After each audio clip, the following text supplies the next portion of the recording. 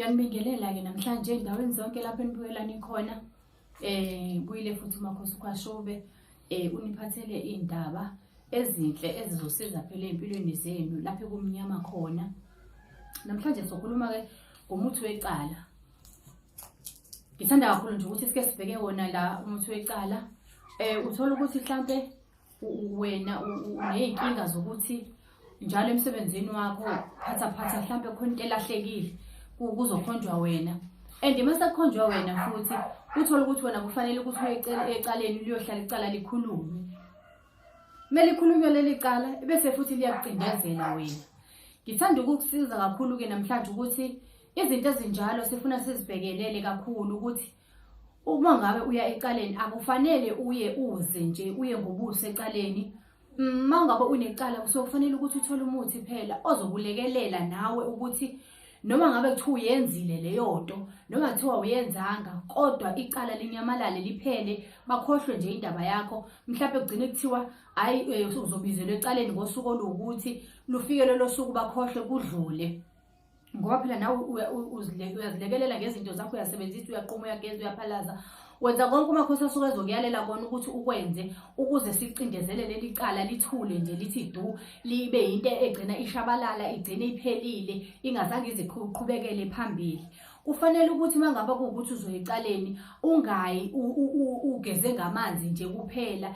Icala liyasukunyelwa kakhulu. Uthola ukuthi esikhathini samanje kukhona umuntu aboshwele into angayenzanga adonse iminyaka ejele, ehlele ejele nje lingakhulunywa wayicala lakhe uhlezi nje laphayana. Uboshwele into engakazazi aqale ngisho ukuqala wathi uyayenza ngenxa yokuthi yizinto lezi ezenziwayo ezicindezelayo. Ngoba phela lokho kwenziwa ukuthi uthola ukuthi wena uyahamba nje emhlabeni uyaphila, kunabantu abavela bangakufisela lutho, bakufisela okube, ebethe engathi ngaboshwa, engathi ngafa. Yabo bakhuluma zonke izinto lezi ezingezinhle phezukwakho. Lezi zinto zenza ukuthi mangokuthi ugcina sokuthi kukhona into ekhombakalayo ikhombelekele ngakuwena, igcine icindezela lento lena, ugcine uzoba umuntu ozohlala ejele uboshwe, uginqike iminyaka uhlezi uboshwele into ongazange uzuyenze.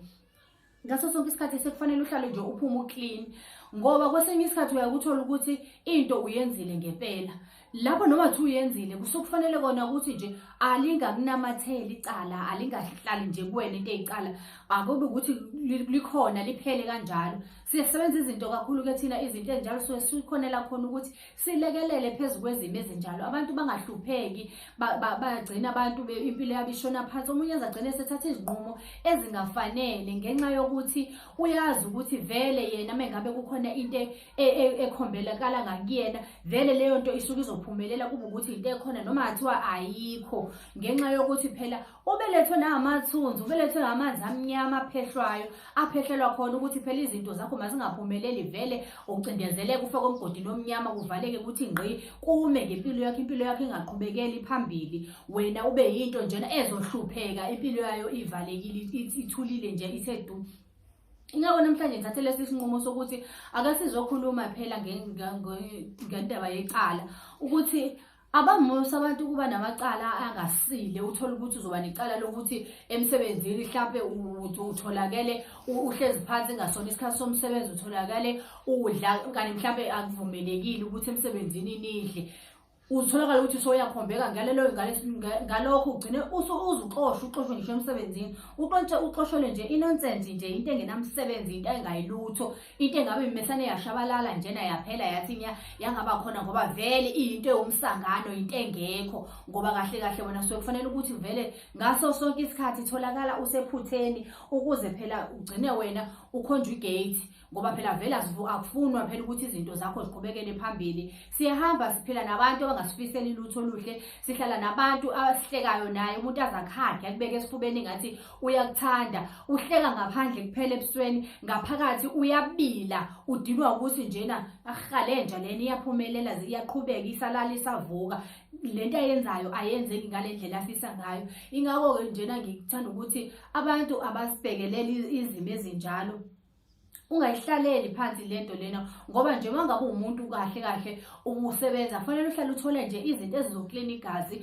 izinto ezokwenza phela uchachambe, uthandeke, uhlale ugezekile nje, uhlezi umuhle ngaso sonke isikhathi, ungabi nasinene nesidina, ubukeke ungathandeki. Abantu abakuthi uma uqhamuka njena abantu bakuhloniphe njena, abantu bakuthobele, abantu bakuthande, makuqhamuka wena bahleka, abantu bajabule. Ungathi uma udlula abantu bahlale bahline bathi aha nangu lona banele impimpi lena iyasimpimpa vele la emsebenzini, bakukhombe ngayona yonke into engasile. Ngiyabonga kakhulu-ke nisazobukela ey'ndaweni enikuzo.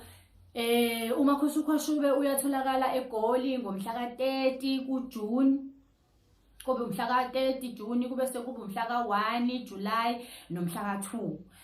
Abamdingayo bangabesondela, bamfonele, bamWhatsApp.